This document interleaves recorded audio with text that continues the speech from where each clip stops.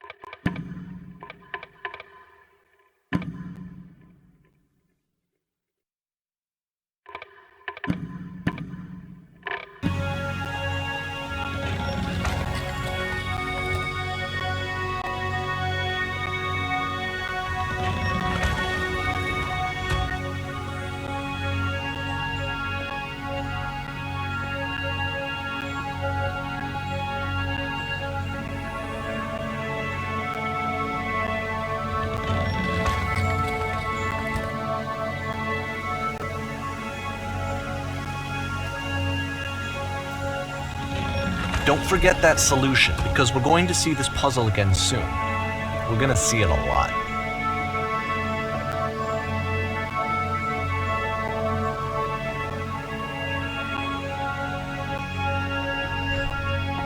So that seems to be it, right? You walk down a corridor, you solve the puzzle, you get to the end. Simple enough. Alright, now I'm going to modify the game again so that when you press enter, it'll remove all of the walls from this room.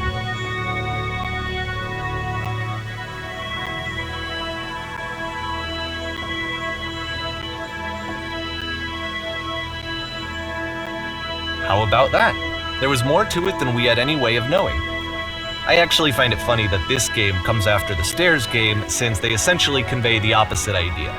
So, in the Stairs game, a dull exterior concealed a rich interior. And then, in this level, a dull interior hides this fantastic outer world. Either way, I think that the point is the same, is that most of the time you don't get to know what you're missing, or even that you're missing anything. That's not your role as a player.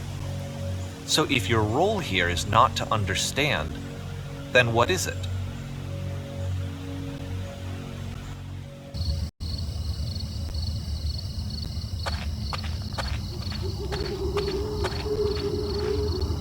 Aha! So this, combined with the entering game from earlier, tells us that Coda believes his games are connected somehow. It could even be that the Stairs game and the puzzle game are literally connected in between this and the entering game. There's a bigger picture that all of his games are meant to play a role in, some larger meaning that we won't be able to grasp until we've seen all of them. And once we have, we can step back and start to understand what exactly that bigger picture is.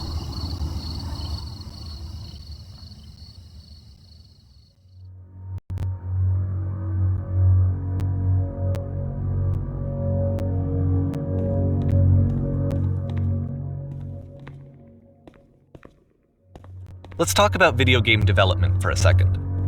Every video game runs on what's called an engine, which determines what the game can and cannot do. So in other words, the engine is a set of tools for game development. To make all of these games, Coda is using an engine called Source. Like all engines, Source has certain things that it does well, and it has certain things that it does poorly. One of the things that it does very well is boxy linear corridors. That's why so many of Coda's games are set in these large, flat, empty rooms, is just because he's working with what the engine does well. The tools available to the creator shape what kinds of creative work they're going to end up making. You might consider paying attention to the architecture in Coda's games to notice how they seem to stem from an engine that's very good at producing linear, boxy corridors.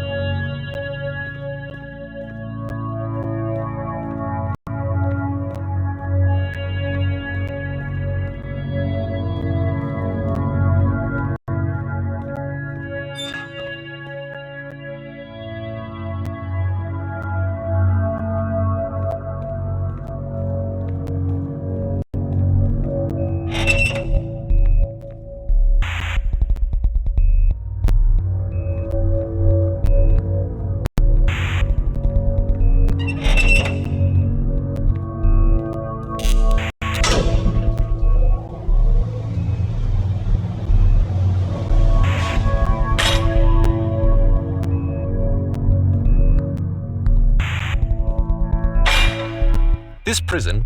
Funny enough, in Coda's original design, the doors stayed shut for a full hour before letting you go. If you don't mind, I think we're gonna skip that. This is something that he and I used to argue about a lot. You know, whether a game ought to actually be playable, whether it means anything if no one can get through it. And I would always defend that, you know, all this work goes into the game, why not make it playable and accessible? And so we just got into heated arguments over it, and there was one time that after one of these conversations, he went home, and a day or two later, he sent me a zip file entitled Playable Games that was full of hundreds of individual games, each of which was just an empty box that you walked around in and nothing else. Believe me, I played every single one of those just to find out if there was like a gag hidden somewhere. There wasn't.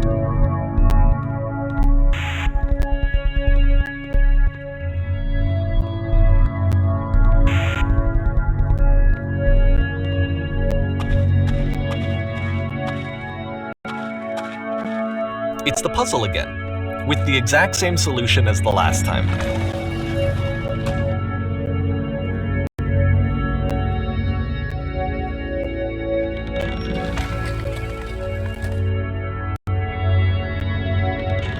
There's still no clear indication of what makes this puzzle so special that Coda is going to return to it over and over.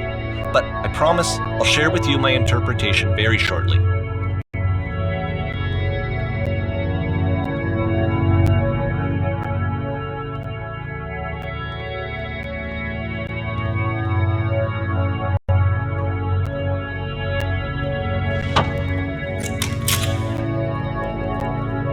Here, Coda begins using a kind of dialogue system that he fashioned out of the engine's chat capabilities. Use the 1, 2, 3 buttons on your keyboard to respond.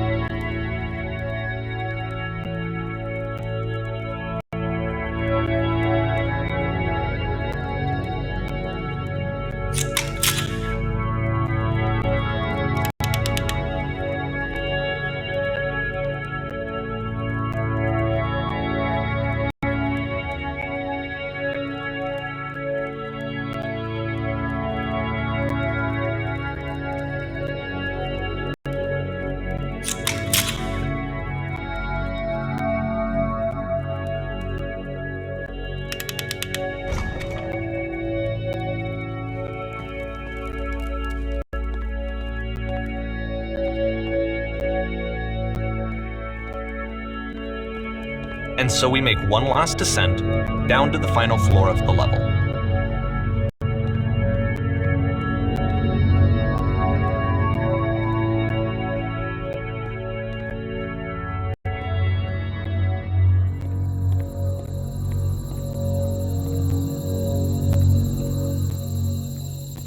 It's a lamppost.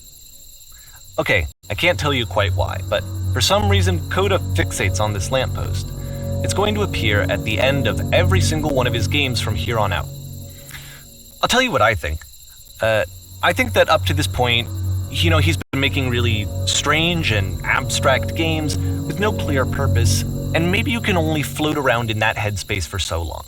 Because now he wants something to hold on to. He wants a reference point. He wants the work to be leading to something. He wants a destination, which is what this lamppost is. It's a destination.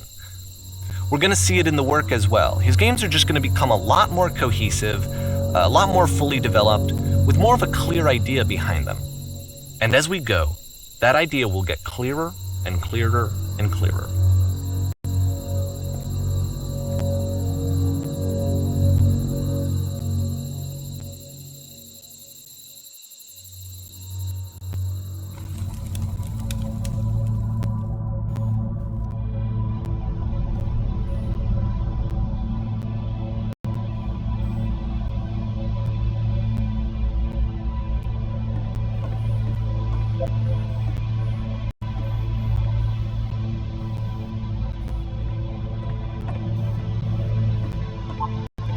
So first off, I'm sure you can deduce this, but this game is not connected to the internet. All of the notes that you're going to see have been written by Coda. This was actually the first game of his that I ever played. This was shortly after I met him at a weekend game jam in Sacramento, where I grew up. I saw him working on this very level, and it was just so different from anything that anyone else was doing. So right away I was like, I have to be friends with this person. In retrospect, I think I was probably a bit too pushy, trying to get his attention. I was over-enthusiastic. But he was very gracious about it and very patient with me. And I cooled off eventually. Feel free to skip over any of these notes if they're not doing anything for you. Nothing extra is going to happen if you read all of them. Either way, to me they convey a sense of loneliness. I see this person who's filled with thoughts and feelings and beliefs and has no way to express them except as scattered and unheard voices in a game that wasn't meant to be played.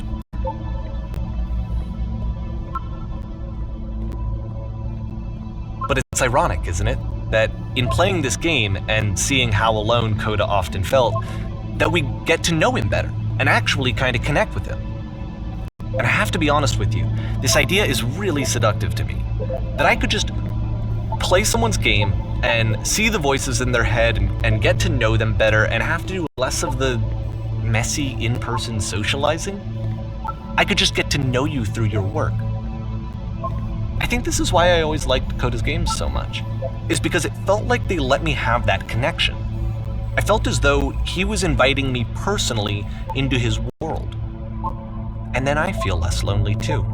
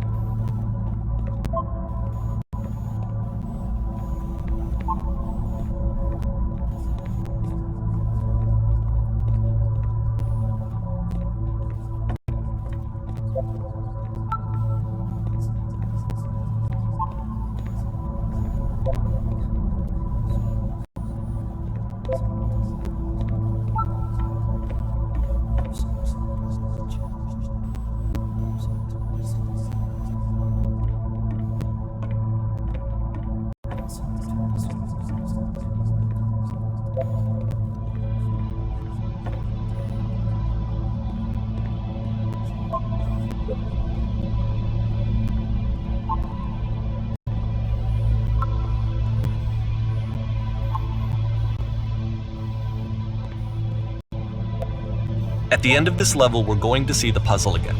And here, I'll tell you what I think the puzzle means. Each of these games represents an idea that was on Coda's mind at the time that he was making it. And the puzzle is a way of closing the door on a previous chapter of his life before moving on to the next one. In each of his games, after exploring a theme that, he might find difficult, Coda can then place this puzzle that he knows has a reliable solution. He understands exactly how it works, and so it gives him a simple mechanism for moving on.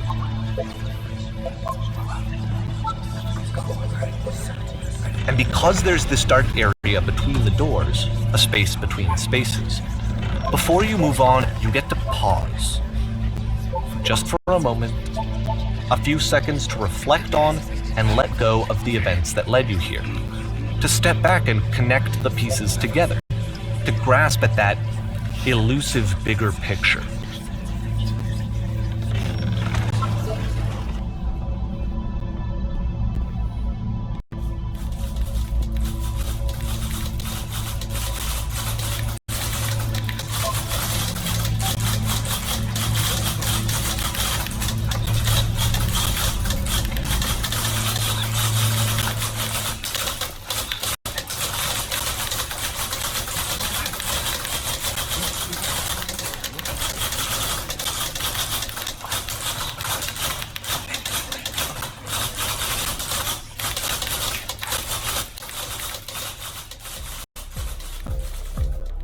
Okay, this one is tough. It's gonna kinda just spin its own wheels for a few minutes. Hang with it.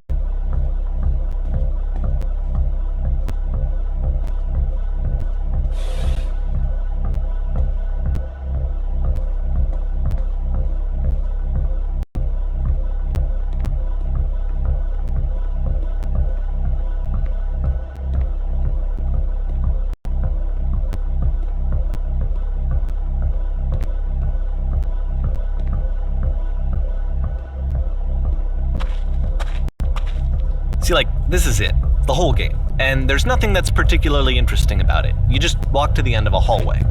Except, for some reason, Coda gets really fixated on this prison that has all of this modern furniture. And I don't know why, but he decides he needs to revisit this prison. He's gonna start over, use the same assets, turn it into something else. Okay, cool, here's version 2.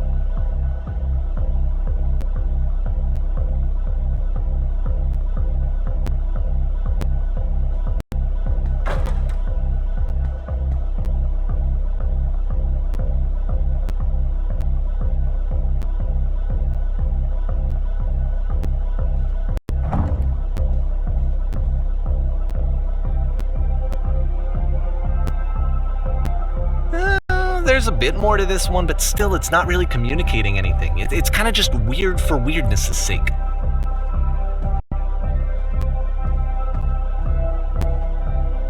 So okay, he throws it out and starts over. This time he comes at the prison idea from a different direction.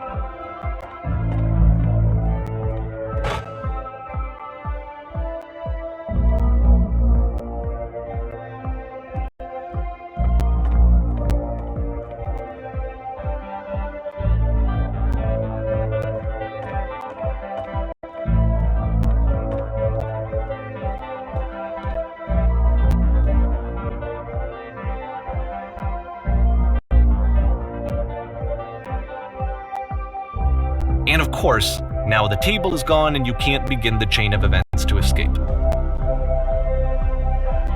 Here's a version where there are no bars, but you can't actually get to the well. And then a version where the inside of the prison is the outside and the outside is the inside. Let me just blink you real quick through a few more of these. I mean, he really unloaded on this prison idea. There's nearly a dozen of them. Personally, I think it's awful to watch this, to see a person basically unraveling through their work. And for what? Like, at what point do you just go, maybe there are game ideas other than this prison that I could be working on? But Coda doesn't have that voice telling you to stop, that particular mechanism of defense against yourself. Without it, you just spiral. And so he keeps going and going and going and going and going, and then he hits on something. And he likes it. And that's it. He's done. He stops making prisons. This is the very last version of the prison game that he created. And the reason I think it works is that the prison is not actually in it.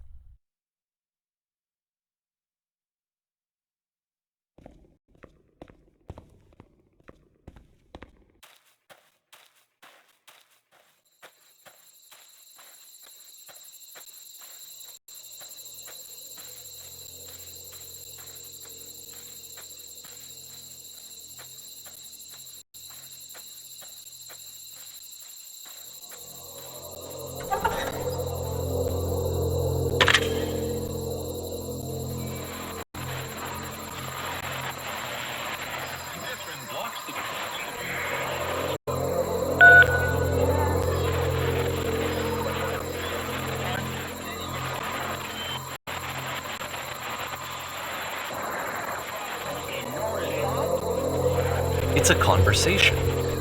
And so this is what Coda wants, is to be able to talk to someone, to share what's on his mind, and to get some good advice from someone who knows. But the irony is that even in this scenario, you're still talking to yourself. You know, all of these games so far are Coda talking to himself.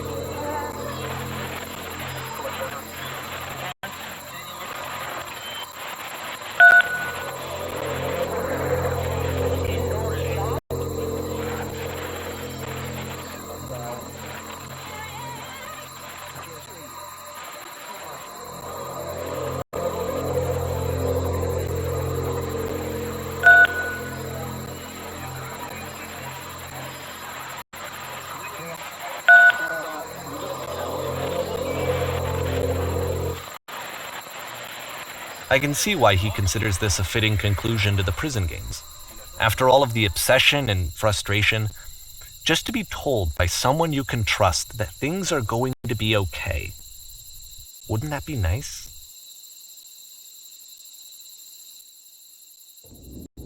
So what would it look like if Coda wanted to make a game about talking to someone other than himself?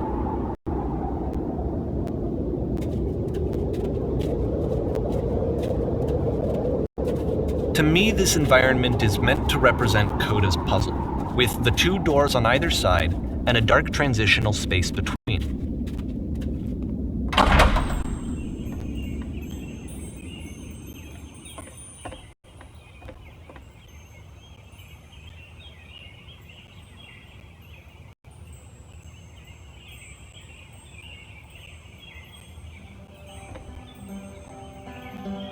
you'll notice that the quality of the art is a step up from previous games, including this new and improved chat system, which he started using from this point on. From here on out, he begins putting much more effort into the visual polish of his work, and this particular game took 2 months to create as a result.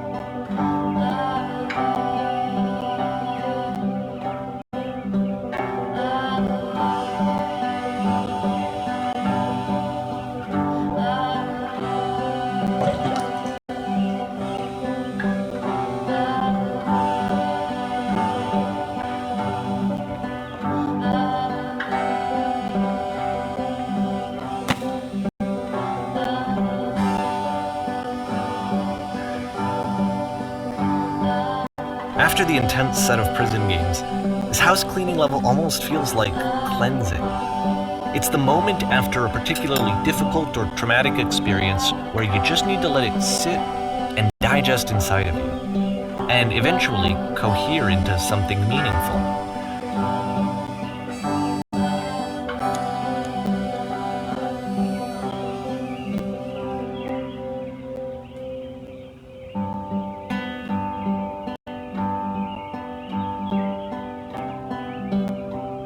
I know that Coda really liked this game.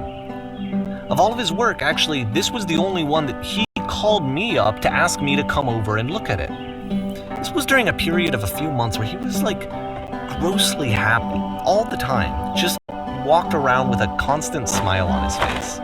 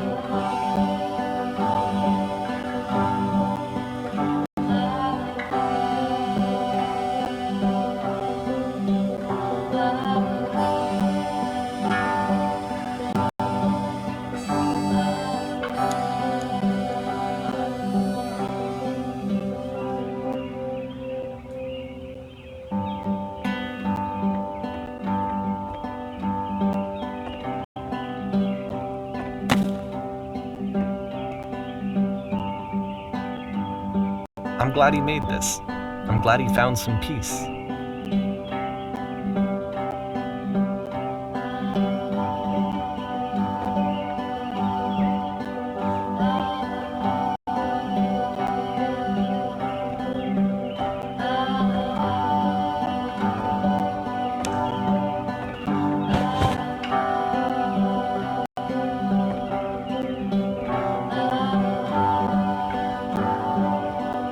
But, of course, it can't last.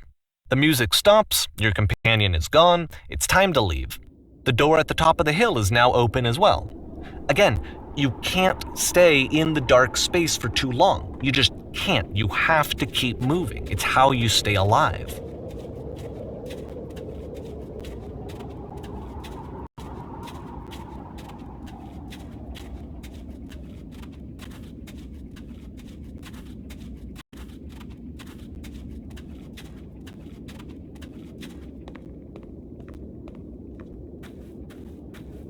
Which is the whole point of the puzzle doors, right?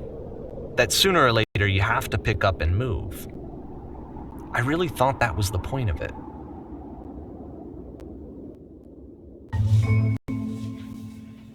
This one gets a bit goofy.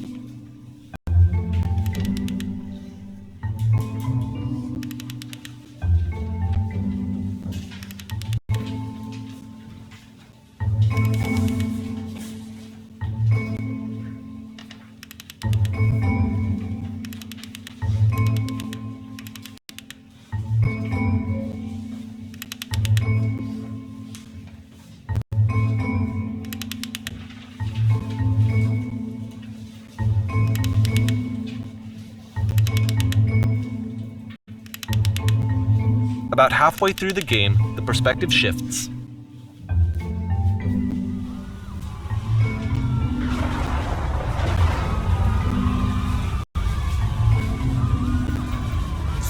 And you play as the teacher. And suddenly, you discover that your teacher is just as bigoted and afraid as you are. Oh, and also you can move around the classroom now.